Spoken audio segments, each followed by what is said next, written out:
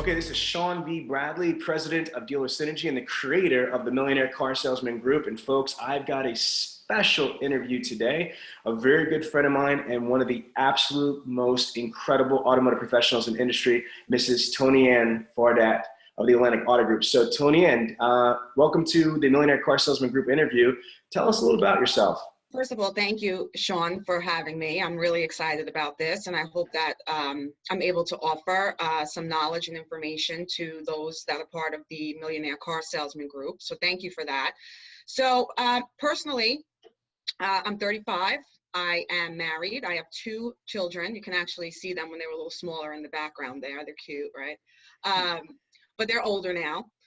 My daughter, that little one back there, she's 3.5. My son just turned 7 about a week and a half ago. I'm also very active in our church, teach Sunday school. I'm doing the choreography because I do have a dance background. I was a dancer for 18 years, if you could believe that, before the car industry. So I'm doing the choreography for their Christmas performance this year. So that's been a blessing to me. I have one brother. Both of my parents have passed. My father died when I was 12, and my mother passed away in 2013. So, you know, it's a lot of responsibility, being really the true matriarch, I guess you would say, of the family. And also, we're lucky that my husband's family does live close by, so we do a lot with them. But again, because I guess I just have that type A personality, I find that I'm usually the one that's planning things, doing things, organizing things, you know, for both families, for mine and for my husband's family, which is great because, you know, I love to do it, but you do have to find that balance and also make time for yourself. So I try to do that. I'm a big reader, and that's really what I use to kind of diffuse downtime. That's what I like to do. It relaxes me. What books do you like to read? So I read, I mean, there's a variety of different things that I read. A lot of the books that I read are related to Christianity, just because of how active I am in the church. And also, if I'm going to be teaching children about that, I need to be educated on what I'm talking about and, you know, be teaching properly. So I read a lot of books like that. One I'm reading currently is called Enemies of the Heart, which is an amazing book. I recommend that anybody reads that, regardless of their religious background. It talks about greed, jealousy, anger, things like that, and how you can overcome those things. Awesome book. I also read a lot of industry-related materials, so I try to stay on top of just really newer things. For instance, one of the best books I read was The Apple Experience. That was an awesome book. I read that and you know, kind of took what I could out of that to make the car buying experience similar. Obviously your book, Googleopoly, that was a great one. But anything that's new, because in the car business in general, but especially in the digital area or the business development area, it's constantly changing, as you know. So if you are not reading up on new things, or whether it's, you know, different webinars that are being offered on different subject matter from different subject matter experts, if you're not doing that, then you're not really relevant. And I think, you know, I've been in this position for 8 years now. 10 years with this group, but 8 years in this position. And I credit a good amount of the fact that I'm still here in an industry where generally there is so much turnover, with the fact that I'm educating myself so that I am consistently relevant to the owners, the partners, the general managers. So I'm just really excited to ask this question here. You have the nickname, the $1 Billion Girl. How the hell does someone get a name, the $1 Billion Girl? Tell us about your automotive background now. Sure. So, so I started far from the $1 Billion Girl. I was more like the $10 girl, because I think that's how much I was making per hour. So I started as a part-time receptionist with Bay Ridge Automotive Management, working in their Bay Ridge Toyota store, which is located in Bay Ridge, Brooklyn, and New York, for those who might not know that. And I, you know, as I started as a part-time receptionist, this was not my plan. I my aunt was the controller in that store, and I had just graduated high school and was starting college and was looking for part-time work. I did not come from money at all. My parents struggled financially their entire lives. So my brother and I both had to start working young. So if I wanted to have, any little bit of pocket money and go to college, I needed a job. So my aunt, who was the controller, said, okay, we have this part-time receptionist position. It worked out perfectly because it was evenings and weekends, and I was able to go to college during the day. So I started doing that, and I was the receptionist there for, I want to say it was probably a couple months, maybe anywhere from 4 to 6 months. And at that time, that was in 2000. At that time, that was when BDC, or business development, was really just starting to be born, and really, I would say, only with the manufacturers who got it at that point. We all know there's some manufacturers that are still behind the times. In my opinion, Toyota was never one of them. Toyota was always ahead of the curve as far as manufacturers are concerned. So of course, being a Toyota store, they were on board with BDC going back, this is almost 18 years at this point. So the BDC at that time was small. There were 2 people in it, a manager and an appointment coordinator, which they were not called then, right? They were just called BDC reps. And what I noticed as I was watching that department was that they were able to basically determine what they earned, because even though they had a salary, based on how hard they worked, they were earning a commission. And it seems that the 2 women that worked in there were making a pretty decent living. So I thought to myself, because I've always been that, go-getter, how can I take it to the next level type of person? I thought, well, hey, if they can accommodate my college schedule, maybe I should see if they could utilize me in this department, because then versus me just making this hourly, pay, which, like I said, I think was $10 an hour, maybe even less back then. I forget what minimum wage was, maybe $8 an hour. I have the ability to basically earn as much as I can make. I'm determining what my income is going to be. So I spoke to the general manager and mentioned I was interested, and if they could accommodate the school schedule, I would love to do it. And he graciously did accommodate the school schedule, and I became a rep in that department. So again, that was about anywhere from 4 to 6 months into my automotive career, which I still didn't expect to be a career at that time. It was really just a way to make good money and finish going to college. I wanted to become a criminal defense attorney. That was my plan. So I was going to Hunter College and majoring in political science. By the time I finished Hunter College, I had been accepted to Brooklyn Law School, but figure that's about 4 years. So I was already very successful in the automotive industry, because about 2 years into my position as a BDC rep, then came the internet. And this, we're talking internet where you had one contact form on your website, no CRM, right? You're still writing on the backs of, guest sheets and a Sharpie marker and, that type of thing. And you have your Rolodex of people that you call and a million Post-its all over your desk.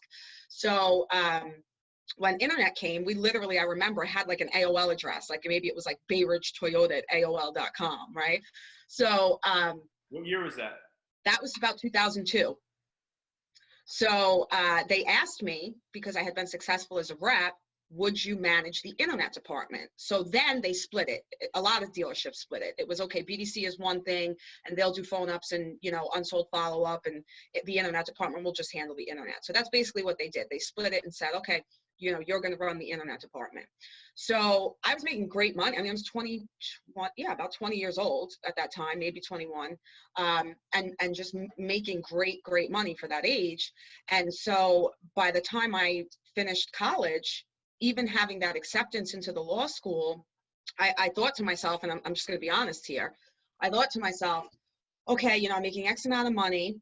I was able to, because of my parents' financial situation and the fact that my father passed when we were kids, I was able to attend Hunter College for free. But going to Brooklyn Law School, that would not have been the case. I would have had to take out tremendous school loans. And so I thought, well, I'm going to do that. I'm going to come out of law school. I'm going to be in tremendous debt, which I'm not in now. And the starting salary for a criminal defense attorney at that time was what I was already making, right, at 20 years old. So it just didn't make any sense to me. So And I realized that I had a knack for it. And then at that point, because I wanted to grow and continuously grow, and there was a manager in that store that I'm still friends with till this day. She was actually just over my house yesterday.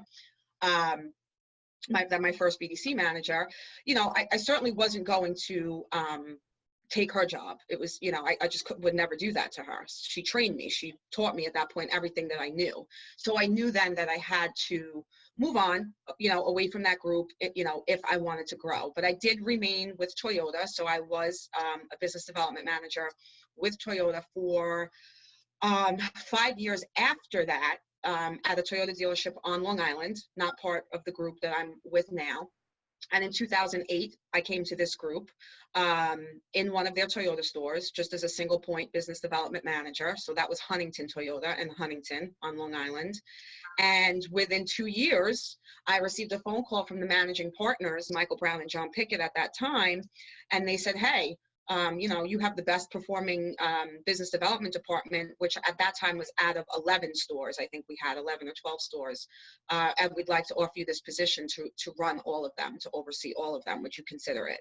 And then, you know, the rest is really history. And so back to your original question, which is how did you become the $1 billion girl? So I've been privileged to see this group grow from what was 10 or 11 stores at that time to what is now 23, and we're opening the 24th on Friday, this coming Friday, Black Friday, a brand new Toyota point. And it's a $1.1 billion organization. So while I am not an owner, the way that I operate is I am representative of this company. I am being entrusted with a $1.1 billion organization, especially in an age where what I'm doing with digital and business development is really the new showroom as far as I'm concerned. So it may as well be my money. That's because that's just the type of person that I am. And so that brings me to the next question is, what is it like to have that responsibility of working for a $1.1 billion organization? I mean, let's say that out loud again. Like, you know, I work for a $1.1 billion organization. There's not a lot of billion-dollar organizations out there, and you happen to be part of one of them. Not only part of one, but a major part in the fact that you run the entire e-commerce, digital technology, internet sales, BDC. I mean, so what's that like? So let me just shut up and get the answer here, because I'm dying to know. What is it like to be responsible for the digital end of a $1 billion plus corporation? You know, so I would say at this point, and again, this is almost, I'm doing this 8 years almost in this position. I'd like to say right now it's easy, but it didn't start out easy. It took a lot of effort and a lot of blood, sweat, and tears to get to the point that I'm at now, where I'm not stressed. You know, most people would think like, oh wow, this has to be like, you know, a stressful position, and you don't have time. You know, do you even have time to do anything? You know, I'm going to say this: I work Monday through Friday. You do not see me in this building on a Saturday or a Sunday. You do not see me in this building past 5 p.m. You do not see me in this building on holidays. I don't work Memorial Day. I don't work Black Friday. I just don't. And I am not saying that to make it appear like, oh, am I a clock watcher? Absolutely not. Point is, I have extremely good time management skills. It's something I had to work on. And that's why I say now it's easy. Coming into this position, I had to really, really brush up and sharpen those time management skills. But my managing partner, one of the owners, Michael Brown, will tell you, and in fact, I think he said this in a magazine that I was interviewed for back about 2 years ago in December 2015. He said, you know, she can do more in a day than most people can do in a week. And I think that that's where it's easy for me. So I stick to a strict work-life balance. I stick to a strict time management schedule every single day that I'm here. And so that's the reason why you don't see me here past 5 o'clock. If there's something that requires me to be here, I'm going to be here because I'm a worker. But it's just not necessary. It just doesn't happen because I want to make sure that I'm also allocating time to my family, which to me is more important than this job or any other job. I'm grateful and I'm blessed, to be able to do what I do.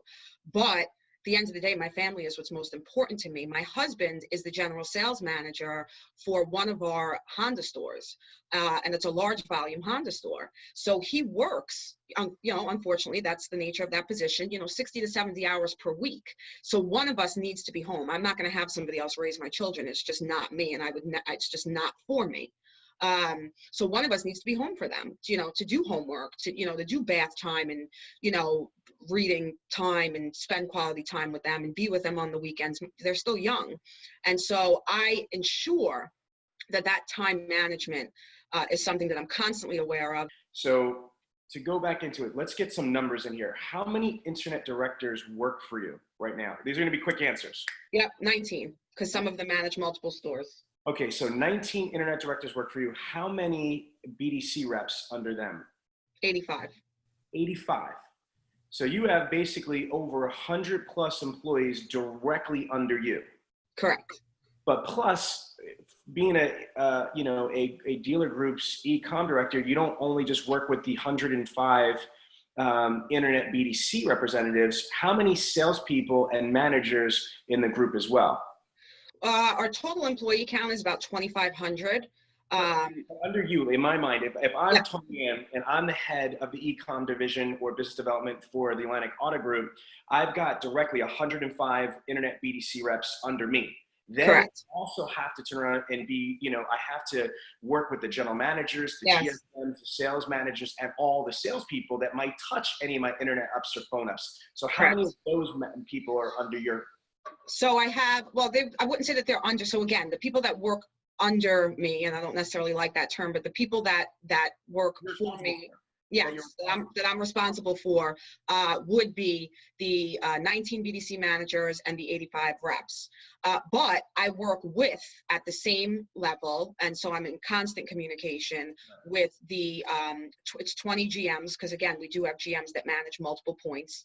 So 20 GMs, 23, soon to be 24 service managers, because I work with them as well. Obviously, there's certainly a place digitally for fixed ops. I work with all of the salespeople, so that would be about 1,000, probably about 1,000, 1,100 salespeople, because I have an open door policy. So I teach all of the phone training myself for the group, and obviously that includes teaching it to the salespeople. Stop. So you're telling me that you legitimately have interaction on a daily or at least weekly basis, absolutely on a monthly basis, with roughly 1,200 or more employees. Is that correct? Correct. Just absorb that for a second. That's not normal, girl. You know what I mean? Like, that's not, and I mean girl very respectfully, the $1 billion girl, you know what I mean? Like, holy crap, that's a lot of responsibility. And there's a lot of egos in the industry. There's a lot of stuff. Okay, so now, how many units does your organization sell? Like, you average over 5,000. What's the number approximately? Correct. It's about 5,500. That's new and used. 500. And how many units does your internet or BDCs have on a monthly basis? On average, I would say about 2,000 to 2,200 of that 5,500 number come from my departments. So your BDCs are responsible for over 2,000 units a month, up to 2,200 units a month. Correct. Jesus, God bless you, man. That is really impressive. There's a lot of people that talk about that talk. There's these internet stars, there's these Facebook frauds. But when I'm talking to a woman, a professional that is directly responsible for over 2,200 units every single month, it's an honor to be able to just pick your brain. Okay, so how many do you break it down? How many come out of the 2,200? How many are from phone ups versus internet ups? It's usually about a 60-40 split. So it's 60% phone and about 40% of that would be internet. And that's something that we continue to work on, because one of the battles that I face, which I'm sure many internet departments or BDCs face, is a lot of the reps want to go for the lower hanging fruit. and the phone up is the lower hanging fruit, right? Because it comes in, and if you're good on the phone, which my people are phenomenal on the phone, and again, that comes from all the training that we do. If you're good on the phone, it's an easy 5-minute conversation that, I mean, well, I shouldn't say show ratio, because what we track, we do look at show ratio, but more importantly, we track phone up to show up. So phone up to appointment is important, but if the appointment doesn't come in, I could care less. So you could tell me I have an 80% appointment set ratio, good for you. If they're not coming through the door, it means nothing to me. So we look at phone up to show up. So we want a 40% phone up to show up. So in other words, if you take 10 phone ups, 4 people should walk through the door. That's our benchmark. The majority of my BDC reps have a 60% phone up to show up. So for every 10 phone ups they take, 6 of them are coming through the door because they're so good on the phone. Right. Where they struggle a little bit, and this is not because they don't know what they're doing, it's because that little bit of laziness kicks in, and that's why they go for that low-hanging fruit, is keeping up with the long-term follow-up on the internet leads. So my goal would really be to get that number like to a 50-50 split, and right now it's about 60-40. Fair enough. Okay, I want to go quick pace with these. What are your manufacturers that you represent in your 24 stores? Toyota, Honda, Nissan, Ford, Lincoln, Chevy, Cadillac, Chrysler, Jeep, Dodge, Ram, Audi, Volkswagen, Lexus, Hyundai. Of course, how can I miss that one? I have 5 of them. Maybe I'm trying to forget. I don't know. What do you have the most of? Hyundai. We have 5 Hyundai stores, but now we also have, because the 5th one is opening, 5 Toyota stores. We had 4, 5th is opening on Friday. Okay, so weren't you like record breaking in the country for certain manufacturers? Tell us some of your big. Yes. Yeah. Atlantic Hyundai, which is one of our oldest stores, 20 somewhat years that store's been here. They were number 1 in the country. I mean, when I took this position, so figure that's 2010.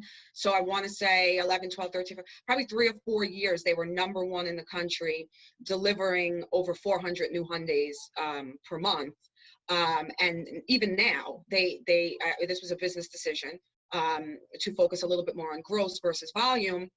But now they are, it paid off as far as gross, and they're still anywhere from number 2 or number 3 in the country, which we're totally okay with. Any other manufacturers are ranking nationally? Yes, our Honda stores, Atlantic Honda and Millennium Honda. So we have 3 Honda stores, but those 2 are very large volume. Again, they're doing anywhere from 300 to 400 new Hondas per month. They are usually in the top 10 in the country, and they're always like right behind each other. One month one is ahead of the other, and next month the other one. So there's a little bit of friendly rivalry there between the 2 of them. That brings me to a question here. What's that like, as far as, this is a 2-part question, and I want to keep the pace up here. One is, how do you juggle all the manufacturers? Because you've got, especially for you've got ad covenant, you got rules of engagement for different OEM compliancy. So how do you juggle that on the OEM level? But then how do you juggle the internal? Because you guys are all in Long Island. So how do you juggle? You guys are not trying to, kill each other, not in a bad way, but competition wise. Yeah. So, I have a good relationship with all the manufacturers. I make sure I have a good understanding of, all the compliance, and then obviously pass that down to my people, make sure that our follow-up processes are compliant. We also have some internal things in place. So I'll just give you a quick, for instance, as far as AdWords campaigns, even where there is no manufacturer compliance necessarily, they are not allowed to bid in each other's PMAs. They are not allowed to bid on each other's names. Even though we pretty much lock up the island, there are still competitors. So there's other Nissan stores that my 2 Nissan stores could go after. There are other Honda stores that the 3 Honda stores could go after. So internally, it's just an agreed upon rule that we just will not do that. And the ad agencies know it, or the digital agencies. Another way that we do it is, yes, the basis of our processes are the same, but we allow the stores the ability to individualize themselves, which is usually done through their value package propositions. So that is at the discretion of the general manager, and then that's how they do differentiate. Okay, well, all 4 of them are my Toyota stores, but 2 of them do this, and 2 of them do this, and 1 of them offers, manicures, and the other 3 don't when your car's in for service, whatever it might be. So we give the GMs autonomy to decide that stuff so they can stand out. Awesome. Okay, I'm going to switch gears totally for a second here. Let's go through the technology. What technology do you guys use? And only talk about the ones that you like, obviously, not the ones that you're forced to use from the OEM. what technology you use for website, for CRM, for inventory management solutions. Like there's certain tools that I think every dealer has to have or needs or is made to have. So tell us what the Atlantic Auto Group uses. So for CRM, I'll start there because obviously that's just probably the biggest one for me, is we use Dealer Socket. How do you We've been on Dealer Socket for about 3 years. Prior to that, we used Reynolds Contact Management. But I happen to love Dealer Socket. You know, I see sometimes on these strings, you know, people complaining. I think it's a great tool if you know how to use it. And you use it. Yeah, and we live by it. We don't just use it; we live by it. So, so we use Dealer Socket for CRM. Inventory management, we use Inventory Plus, eCarList, AAX. Those used to be Dealer Track products. We were on them when they were Dealer Track products, but Dealer Socket acquired them when Dealer Track bought vAuto. So that's what we use for inventory management. Website, I have actually a good mix of website providers, and I do that on purpose. It holds them accountable. So without necessarily calling anybody out, which I'm not going to do, what I am able to do is my better website providers, my faster website providers. If there's a group initiative, because a lot of the website direction comes from me, I'll send that out to all of these providers, and I'll have a certain provider or providers that it takes them 4 days to do what the other 10 did in 25 minutes. Right. And so I'm able to hold them accountable in that way. So I like that. Especially with some of the ones, and again, they'll remain nameless right now, but for some of the companies that were forced to use by the manufacturers that aren't necessarily the best ones. Well, let's go back. Let's circle back to CRM, because we both knew a woman, a good Christian woman named Tammy LeBlue that passed away, and she became famous, you know, because she married her CRM. You know, she had a CRM at the time, which is not one of the, I don't know, easy ones to use or, you know, popular tools. And she still was able to sell 47 and a half new cars in a month as a sales consultant and 400.5 in a year. She put some football numbers up there. So my question is this: how important is CRM to a dealership and why? Again, in my opinion, it's the most important thing. You don't, it's not optional. You live in it. There's no. How do you deal with it? How do you deal with it then? Because me and you both know that most dealership CRMs suck as far as it's not set up the right way. It's not been held accountable. It's not been trained on. And then it's because dealers turn over 70% of their freaking floor within 1 year. All the people that did get trained from the initial CRM installation were freaking gone. And then they half-assed set up the second one. So my question to you is, let's spend a couple minutes, just a couple minutes, in how the hell did you get accountable your organization, 23 dealerships, CRMs? How did you do that? So again, I mean, obviously I set forth what was acceptable and what's not acceptable in terms of, you know, the phone call requirements for salespeople, for BDC, you know, what needs to be done, logging the customers in store, things like that. But it also has to take place at the management level. So yes, is it helpful to have somebody like me that's kind of policing it, for lack of a better term? Absolutely. But I understand that there are a lot of single point dealerships that don't have a Toni Ann.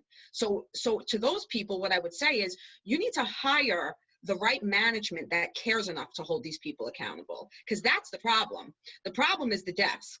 When the desk doesn't care, the salespeople don't care. So I believe we have the right managers in place. So my managers, you come to that desk with a guest sheet, that Dealer Socket tool is open. They're going to check to make sure that you click that customer in store. They're going to check to make sure that there's a cell phone number, an email address, that you've clicked the steps that you actually did complete as part of your road to the sale.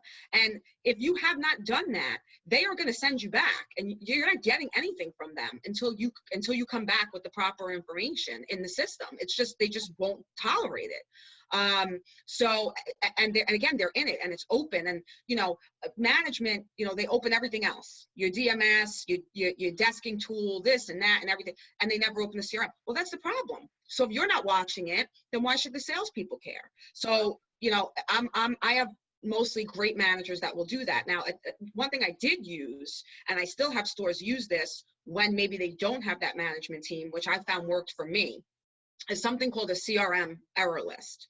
So I'm explaining this because for stores that are experiencing this right now, or internet directors that may be watching this, like pulling your hair out because you can't get anybody in your store to use the CRM. I've been there. When I got to Huntington Toyota in 2008, they had just went on Reynolds Contact Management. I had no BDC. I had to build it from scratch.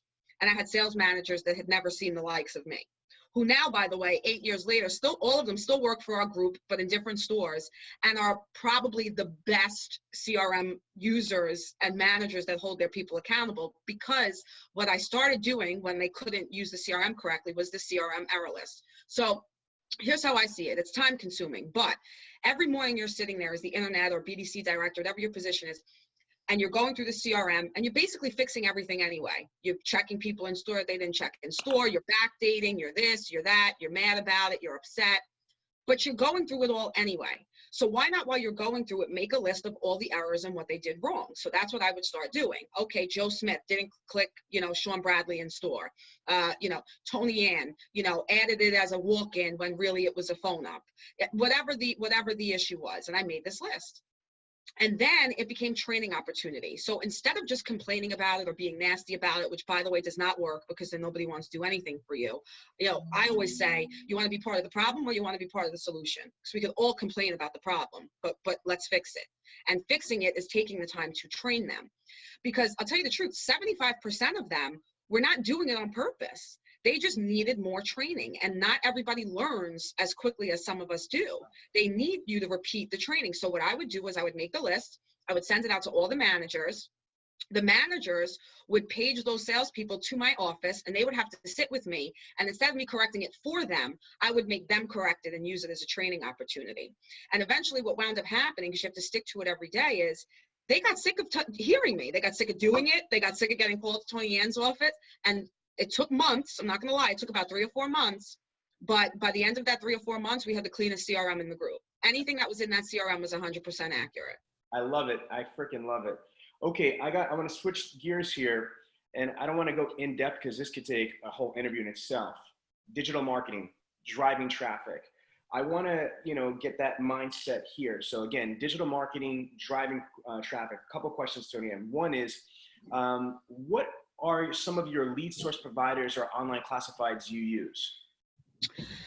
So we don't use the same ones in every store, but there's a spread of them. A lot of the manufacturers provide third-party leads: Nissan, Hyundai, Toyota, and so you have to, if you're going to utilize third-party leads, you have to purchase via them. But that would be a mixture of, and in the cases where we don't have to do that, we have a mixture of Auto by Tel is one of my favorites. A lot of my stores use Car Gurus. I'm not really yet sure how I feel about that one, because this is fairly new. 1 or 2 of my stores use TrueCar. Those are probably really the only 3. We're not really big on third-party providers. So what's your best lead source provider? Like, who's your best one? You said Auto by Tel? Yeah, I would probably go with that. Based on closing ratio, yes, Auto by Tel. Perfect. Now, do you have any, okay, so here, cost per lead, you don't have to give it to us because that's private, but who's your best source for cost per lead? Who's your best source for cost per sale? And who's your highest closing ratio? Are they the same? Is it all Auto by Tel? Yes. It is. Wow. Okay, yeah. By the way, Auto by Tel, they're going to get mad at me. They changed their name to AutoWeb. Are you aware of that? AutoWeb, yes. I actually had a meeting. I had a meeting with them last week, so I should start calling them by their proper name. Yeah, no. Me too. So AutoWeb, congrats to AutoWeb for having the best cost per lead, the best cost per sale, and the highest closing ratio. Shout out to Scott Peckstein of AutoWeb. All right, next I want to ask is, you know what? I hear that Facebook paid ads is one of the highest ROIs compared to traditional PPC. Yeah. I really want to get your take. How do you feel about paid Facebook ads, and how do you guys do it at your organization, if you do it at all? So I love it. We all do it. It's not optional. So again, while we let them, they all have their own ad agency. They can get involved in what they want their creative and their offers to be, and that's cool. And I don't determine that. That's totally up to the stores. But they must do it. That part is not optional. And I think the key is it is a very, first of all, it's such a small budget compared to what you would be spending on pay-per-click. And most people, as we know, don't click on the paid ads, not on Facebook. I'm talking about Google, Bing, that sort of search engine marketing. With Facebook, you have the ability to really truly target who you're advertising to. You can't do that, on Google. Yeah, okay, fine. You could set zip codes and your terms, but you can't really say beyond that, well, I have a military campaign from Hyundai, so Google, please identify for me anybody who's in the military. You really can't do that. Right. On Facebook, you can, and I love that. So that is a campaign. I use that as a true example. That is a campaign that we just ran recently because Hyundai came out with a great incentive for those in the military. And so what we were able to do was pick not only certain zip codes, but actually identify, because you have on your Facebook that you're the president and founder of Dealer Synergy, and I have my occupation on my Facebook, so you can actually identify that person and only serve the ad to that person. So there's no wasteful spend. It's applicable to anybody who sees it. And then, of course, in addition to that, it's not that you may be sending it, okay, to all military, but maybe they're not all in the market for a car. You can identify based on their behaviors what they might be looking at and whether or not they're in the market for a car. And again, it's done it's done so cost effectively that I can't imagine why anybody would not do it. I'm on Facebook, and I say it all the time.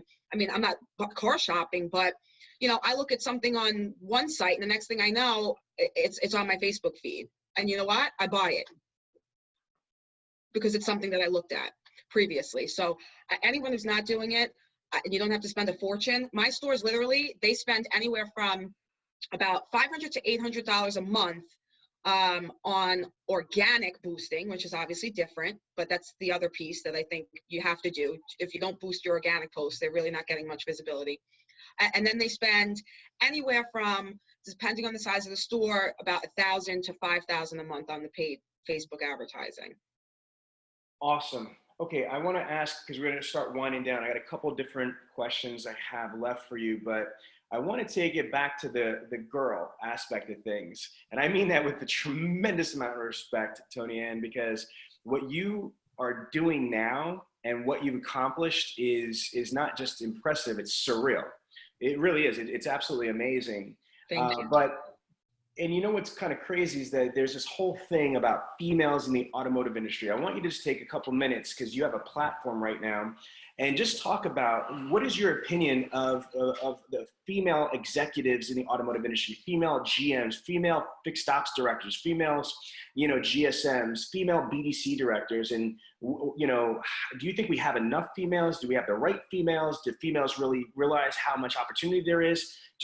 I'm not qualified to talk about females in the automotive industry being a man, but you sure the hell are qualified. So drop some knowledge. I'm dying to hear your opinion on this subject, please. So first of all, I'll start by saying that no, we are not even close to having enough females in the industry, not even close. Primarily what you see is a female that is, again, an internet director or a BDC director. I do not think that you see enough female GMs, GSMs, or female executives in any way, shape, or form. Even within my own organization, when we have corporate meetings, I am the only woman in a room full of anywhere from 25 to 30 men. So that'll just tell you something right there. And I think that why we don't have enough women is really a twofold problem. The first problem is what the women themselves do or don't do. And I think that they have to take some accountability for that. So I'm going to be real but conservative here. And what I mean by that is this: it's how they conduct themselves. And I think everybody could maybe read between the lines on that one, but I'm sure that it's something that we've all seen. I think it runs rampant with a lot of females in the dealership world. Not conducting themselves in a professional manner, but expecting to just be respected. It's not going to happen. You have to earn that respect. And obviously how you conduct yourself and how you choose to act, I think both in the dealership and out of the dealership are part of the problem. The other part of the problem is the reason that we might have the first issue is because we're not attracting the type of women who have what it takes to be executives or managers. And the reason that I think that we have that problem in this industry is because we're so unwilling to break the old rules, right? You must work 80 hours a week, and until you die, you have to work every single holiday. We're not going to pay you a salary. We're only going to pay commission. It happens in some stores, not in all, but those types of things. And again, I think what we have to realize is that, to attract women has to be some sort of leverage in that scheduling or, what's expected, because it is difficult to try to have a career, be a wife, and be a mother. And so I think that's why a lot of women stay away from this industry, because they cannot work those hours or that schedule. And frankly, I don't understand why we continue to stick to that. It's even a problem as far as attracting millennials, by the way. So we need to get past this and put together more flexible work schedules and higher salaries, because the bottom line is, if a person can produce, and this is how I look at it, if a person can produce the same amount of cars, sell the same amount of cars in 25 hours that it takes somebody else 40 hours to sell, I say shame on the 40-hour person. I'll take 25-hour people all day long, right? Right. And if you look at the statistics, salespeople are actually really only working, truly working 2 hours a day. So if they're working a 10-hour day, they're only actually working 2 hours out of that 8 or 10-hour day. So what does it really matter if you're going to have a woman that comes in that works 25 hours, but works every single minute of those 25 hours and is able to produce? So I think we really have to look at that as an industry. My group included, it's something that we are looking at now, changing for that reason, to attract women and millennials. You know what? Remind me, I'd love to interview you specifically, because that is an hour and a half topic just in itself, recruiting HR for females and millennials. Point taken. Now, recruiting the right caliber female, managing that female, let's talk about that. I also think our industry, again, but I want your perspective on this, I don't want to lead you, is let's say you have the right women that you have at your organization, but I don't think that men have been trained how to turn around and whether it's manage, treat, and evolve female employees the right way. And I'm not saying that all men are stupid or anything like that. I honestly think that, that there needs to be some structure and guidance, because I see women come and go in our industry. And I think it's partly, like you said already, that, we don't recruit the right caliber people, but even if we did, I don't think that the men that are there are necessarily trained the right way. But there's a book, Men Are From Mars and Women Are From Venus, I think, or something. There's a lot of differences. You've been married for a lot of years. I've been married for a lot of years, and I got to tell you, just as a human being and as a married man, there are a lot of differences between men and women, thinking, emotions, all that stuff. So please clean up what I'm trying to say, so I don't sound too stupid like a dumb guy. But No. You're right, but I think it's more about this. I think it's more about managing by personality type. Male, female doesn't really matter. Okay. Okay. So when you look at it that way, and this is a lesson I learned the hard way, when you look at it that way, you cannot manage. And so this is any manager that's watching this right now, pay attention, listen up. You cannot manage everyone the same way, and you certainly cannot manage them the way that you would respond to management. And I have modules upon modules upon modules on this, but I'm gonna give everybody the short answer because we're trying to wrap up here. Why? Think about this. Most successful executive level managers are type A dominant personality types. The people that work for you in most cases are not.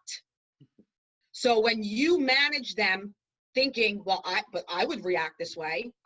This is how I would want to be managed. Guess what? They're not you, and they're usually a completely different personality type. So that speaks to all the employees. But yes, back to your point, Sean, woman, because you have to understand how a woman's brain works, what her personality type might be. Also, I don't know if anybody's familiar with this, but there's actually something out there called even a love language.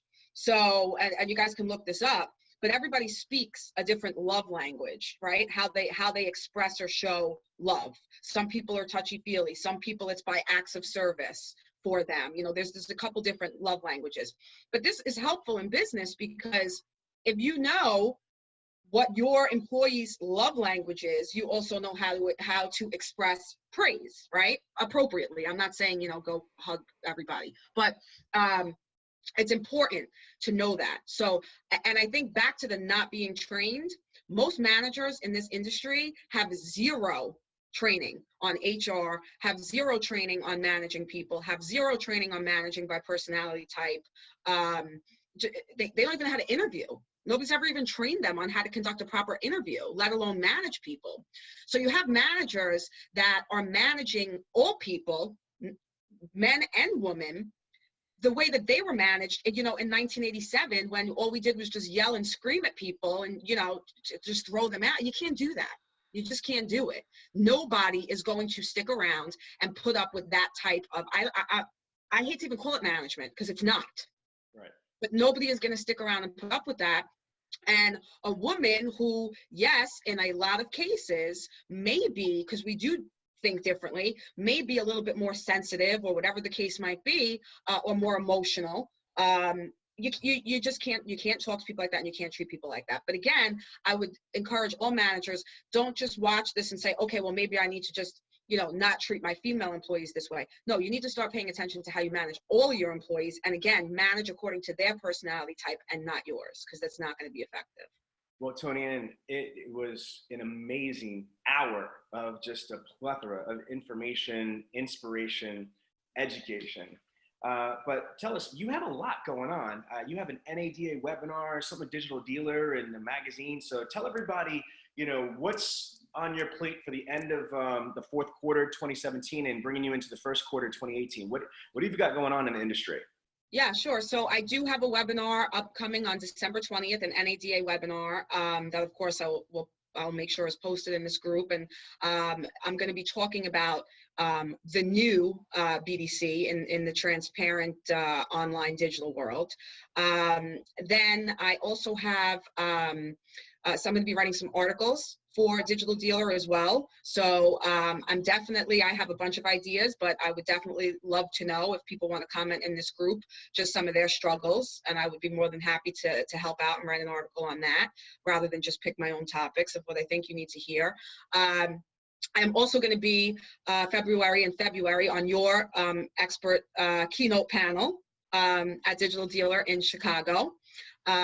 Speaking about HR leadership, so a little bit more of what we talked about today, which is one of my areas of expertise. And also at Digital Dealer in February in Chicago, I'll be conducting my own breakout session there. And then we have NADA in March. So are you going to be on the cover somewhere? Yes, I will also be on the cover. I believe in February, right? Dealer magazine. Of Dealer Magazine. So look out. 25,000 automotive dealerships. There's only 16,500 franchise dealerships. So the difference, the other 9,000 or so, are going to be independent dealerships. And there's going to be a couple 100,000 automotive professionals that are reading that magazine that you're going to be on the cover of. And this is your second cover. You were on the cover already on Auto Dealer Daily or Auto Dealer Monthly magazine. Yes. Now Dealer Magazine. Man, girl, you're on fire. And then NADA, you're going to be a guest speaker, you know, at our booth. You're our attraction at the Dealer Synergy booth. Yes. And the last one is, don't forget, you're going to be at... well, then in June, we have Internet Sales 20 Group, where I will be speaking for the third time. Love those events, so I'll be there. And I will also have a speaking session in October at the Dealer Socket Summit. So a lot going on. And Digital Dealer Orlando in April. Oh yes. Yeah, I need my assistant. I need to consult the hell do you manage my schedule? Being a wife, you know, you have children. You know, a devout Christian woman, you do Bible study, you teach, you know, class, you know, you have 24 dealerships, $1 billion company, you're doing these webinars, these interviews, these speakings. Last and final question, how do you do the work-life balance? How do you do it? One, you have to have good people working for you. And I always say that, and I always credit it. I have, you know, 19 very, very talented business development directors that I can trust to get the job done. So, you know, you got to hire the right support team, basically, that's going to work for you. So that's the first thing that I would say, because that allows me then to have that work-life balance. Secondly, again, it all goes back to time management and sticking to that time management. So you have to make a conscious decision every day. And actually, I do it the night before. What am I going to get done tomorrow? For what needs to get done, you know, work-wise, personally, in my case, my church obligations as well, with my family. And you stick to those things. You know, there's just things that you put on there. And I really only put on everything other than work, I really only put non-negotiables. So this is going to get done with my family today, period, end of story. This has to get done for, you know, my church involvement, period, end of story. With work, I have a master list that goes on for pages and pages and pages. It just is the nature of it with all of this stuff going on. But again, I'm determining the day before what has to get done the next day. And I'm always trying to focus on things that are actually going to be fruitful, that are going to produce. And that's not just in work. That's, you know, even on in life, in my personal lists, what is going to be fruitful? And that's kind of how I operate. And I just cannot deviate from that, because if and when I do, and it happens occasionally, the day it just becomes a disaster. Well, Toni Ann, I am sincerely, I'm a Franklin Covey certified trainer. And again, I'm very prideful of how strong my time management and putting first things first skills are, but you personify organization, time management, and prioritizing your time. Okay, in conclusion of this super awesome interview, thank you, by the way. Thank you. People follow the $1 Billion Girl. How could they, if they have any questions, how can they call you? How could they get in touch with you? Do you have a Facebook page? You know, all that stuff. Tell everybody how to get in touch with you. Yes. So there is a $1 Billion Girl Facebook page. So it's just the $1 Billion Girl. And you can, of course, you know, comment anything there. Also, my personal Facebook, if you want to private message anything, is Toni Ann Lupo Fardette. And also, you can email me anytime. It's tfardette, so Fardette, at aagny.net. And I'm usually pretty good at getting back to you fairly quickly. But again, in that work-life balance. So, you know, if it's between, you know, 6 and 8, sorry guys, that's my family time. But I'll talk to you after that or in the morning, but I will get back to you. All right. Thank you, Toni Ann. Again, as always, it's a pleasure and honor. Thank you so much. Thank you, Sean.